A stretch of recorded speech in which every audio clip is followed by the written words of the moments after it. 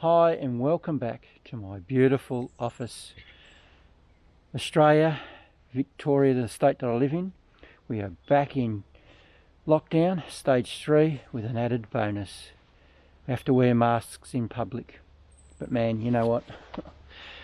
The moisture builds up on your face in seconds and it's horrible. But it's something we have to put up with. But I'm in my beautiful office at the minute with no one around, so I should be alright. But yeah, it is a $200 fine. This is worse than the first time. We're more than doubling every day the amount of cases from last time. Maybe because they're testing more, I don't know that fact, but it's horrible here. I'm feeling much more caged in than I did the first time, that is for sure. I have to run the gauntlet in the mornings when I go to work with the police. They have a barricade at a certain place just near my work, and yeah, I have to show my license, tell them where I'm going, what I'm doing, and as an added safeguard for me, work have given me a letter. If they get a bit funny about it, I can just show them that and it might help me out to be able to get to work. Moving on from that, I'm out in my reserve this morning looking for bees on the silver wattle flowers. Most of the trees now are out in full bloom. It's looking awesome, but there's a problem. To be or not to be? That is the question. Where the hell are they? Last week, no bees. This week, no bees. They may be up high on top of the trees. I'm not hearing them. I am not seeing them anywhere in the reserve. So last week and this week, it's just weird. It really is. Last year, all the years before, there's just tons of bees flying around. But I haven't been able to get them landing on the flowers because there's always wind. And I thought this year, hopefully, I'd get a good chance to do that. Film them landing onto a flower. But it's not happening. They are not here. And it's driving me nuts. Anyway, there's another big problem this year, which will go on for quite some years, probably 5 or 6 years into the future. The trees are straggly and horrible looking. So having branches down low, there's not many trees around, so there's very little chance to get anything anyway before the flowers start dropping. They're scrawny trees because all the beautiful big ones have died or have been broken in half, or all the good branches broken off from storms and things like that. So disease has killed a lot of them. So now I'll show you what's left. So this is the best one in the whole reserve, and man, it is scrawny looking and not that nice looking. This one over here is typical of what's around. All the branches are up high and all the beautiful flowers are right up there. And if we look around, this is just typical of the whole reserve. Straggly trees, no branches down low, everything up high. It's frustrating as well. I'll keep wandering around. I've still got tomorrow before I have to go back to work. So maybe I might strike it lucky and find some bees, a bee, flying onto a flower, and I don't get the wind while I'm trying to do it. Alright.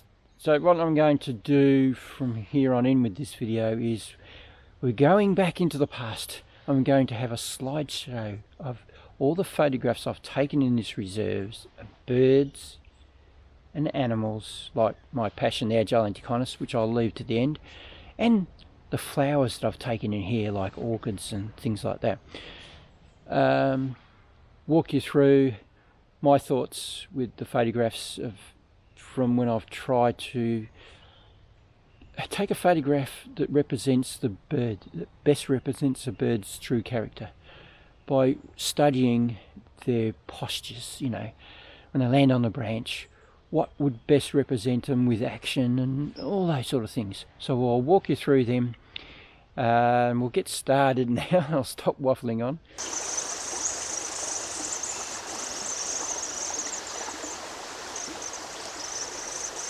In 2010, I bought the 5D Mark II, my first DSLR, so that I could photograph birds in my reserve.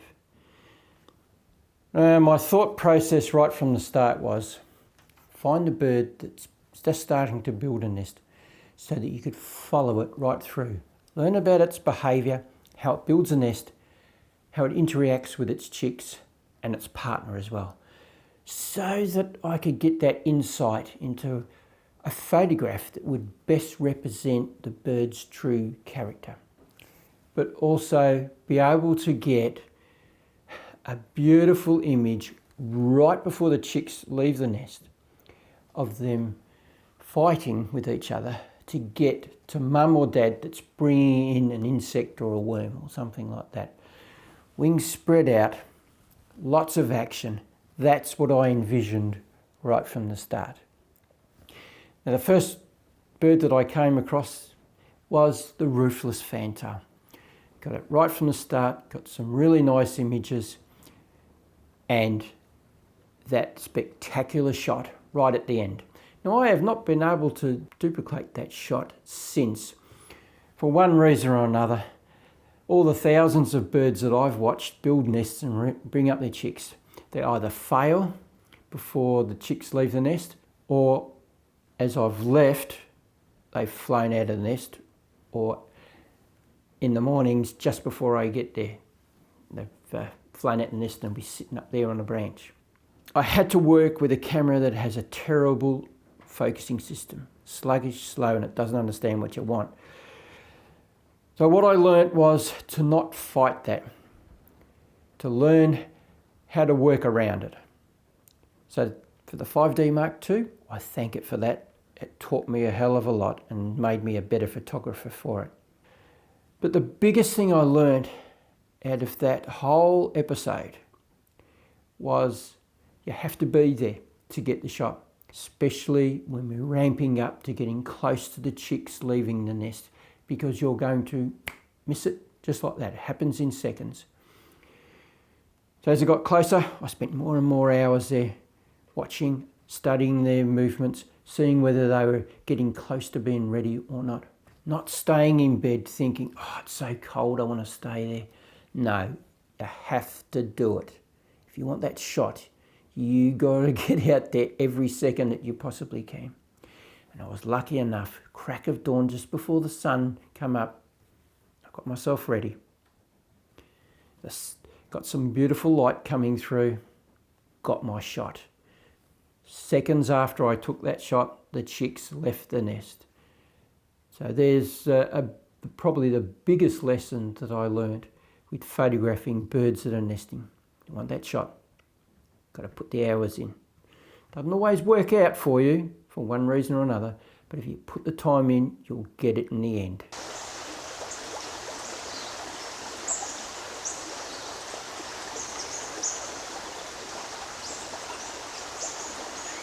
Right, so once that nest had finished, I knew another one further over, another roofless fantail. And with this one, there was only one egg.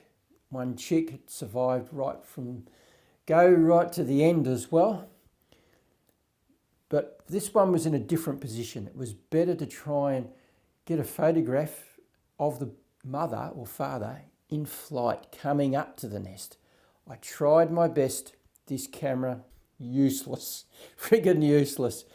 So I end up deciding, well, I can't get it. It's far too quick. It's almost impossible. I need a really highly intelligent camera to get one in focus as it's coming up to the nest, its wings out.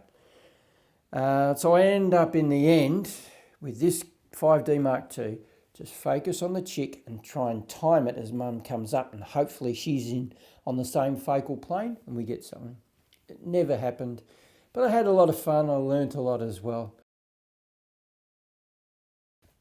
Well, let's move on to their cousin, the grey fantail. Now, these are really difficult to get a good shot of because they blend into the background. So they're dark grey and they also have a white under, so you've got to be careful when you're using a flash in a forest environment that you're not blowing out the highlights. So we need that balance. Because there's no lightly coloured background in the forest, it's always going to be dark. Our subject disappears into it. so there's no separation there. In, out, and the more open, so I could get some sort of separation. Can you hear that spotted pardalope in the background? I hope you can, because that's next on the list. My favourite bird in the whole reserve.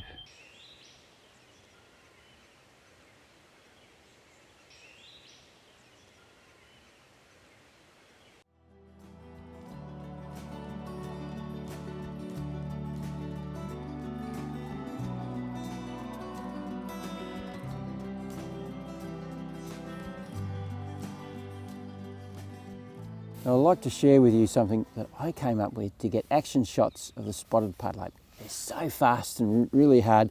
I thought this would be the best way to try and get a shot with their wings out.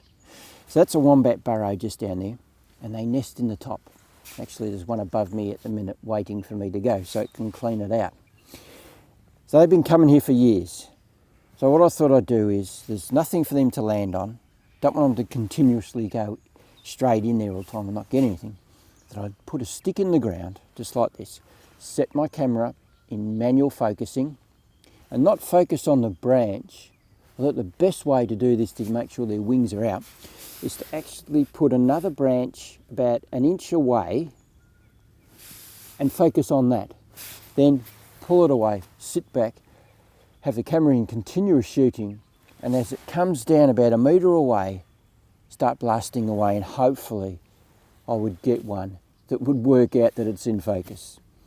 So for all the weeks that I spent here, all I got was one shot in focus. But it just shows you, you've got to keep coming back, keep trying, you'll get something in the end.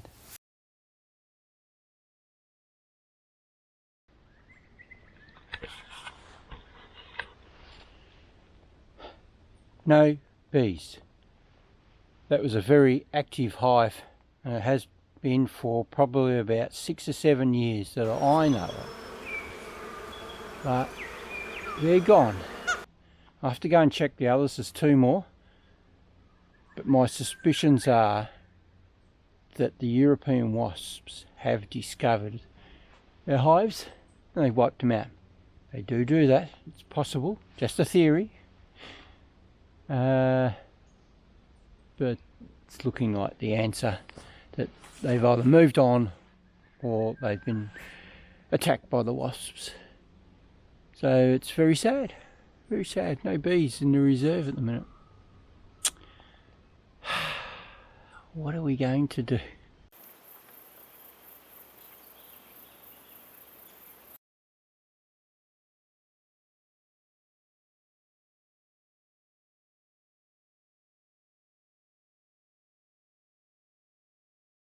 Well, this video is starting to go a bit long. So what I'm going to do now is just show you tons of photographs, as many as I can find, of what I've taken in this reserve over the years. Birds, animals, flowers. Let's let it roll.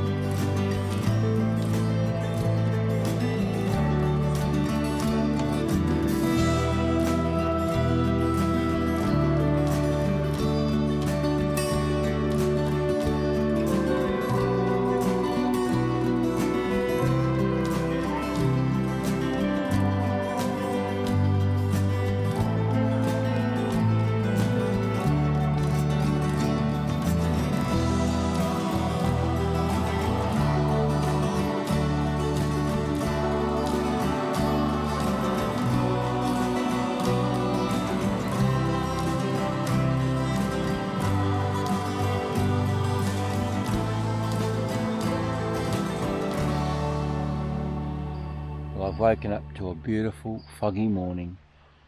There's a bit of a scene here I've been looking at for a few days. I'll take advantage of this fog. Might give it some magic. Hopefully it does. Let's have a look at what we're doing. So it's all about that fern really, and the fog there. It's a little broken tree in the river there. It's a creek, Derek. Thought I'd give it a go, see how it turns out. I'm just doing one test shot. 10-second timer on that. Whoops, forgot to change it. Right, so I'll reframe this. I don't think that's going to be right, but I just wanted to test it and see what it'd be like. Looking alright. I think it's enough light there on everything. It looked good, but yeah, just a little bit of a play, a bit of a muck around, see how I can get a nice image from this spot here.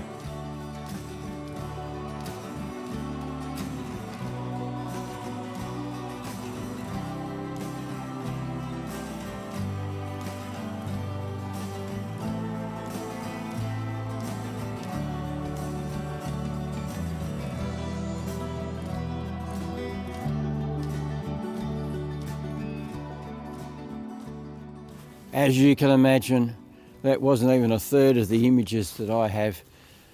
There was a lot of stuff I couldn't find because when I first started out with the 5D Mark II, I took thousands of images in here and I never categorised them. I left them as they were when I uploaded them. So it's an absolute mess to find anything, and I'm ashamed of myself. Now, I didn't process most of those images. They're just straight out of camera. So yeah, I'll get to it one day and do it all properly, but it'll take me months to sort all that stuff out. Naughty boy. But anyway, hope you enjoyed watching my bit of a slideshow of the stuff that I did show. Now, just mentioning Canon's R5 and R6, and I'm very interested in them. Now, Tawny Northrop makes a lot of videos on the tech side of things, and they also teach a lot of photography as well. He's given me what I needed to know about the focusing system on the R5, and he's doing one on the R6 for wildlife purposes. He went out and did a whole heap of testing, and he's blown away. Their camouflage. The R5 repeatedly found the bird and drew a box around its eye before I could. And from what I'm hearing from all the other reviews and everything like that, I am so excited about these two cameras, that is for sure. I need to upgrade.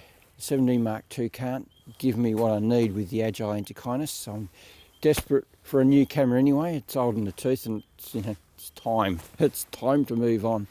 So I need to see his last review when it comes out on the R6.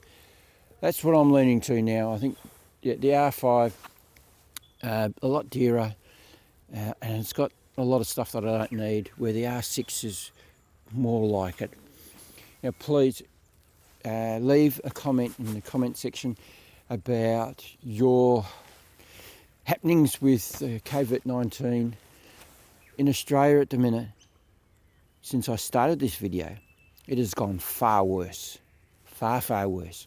They've put us into lockdown, the whole state of Victoria now, so it's gone out to the rural areas as well. We're all in lockdown. We're stage 4, wearing a mask. Horrible, but we have to deal with these things. So please leave me a comment and tell me about what's happening in your country and how you're going with your photography dealing with this. I know in America and the UK they've opened up a little bit because Thomas Heaton shot off to Iceland with his mates from America. Oh, jealous. If you'd like to subscribe to my channel and get more of this amazing stuff, click on my pretty little face just down in the bottom right hand corner of the screen. And if you want to go and look at all the other amazing things that I've been doing, click on my icon right here at the end of this video. Take you to my channel. Oh man, I've done tons of stuff. Talking about photographing and filming in a forest environment. Give you lots of tips there. And the list goes on and on and on. Go and have a browse. There'll be something there of interest to you, I am sure.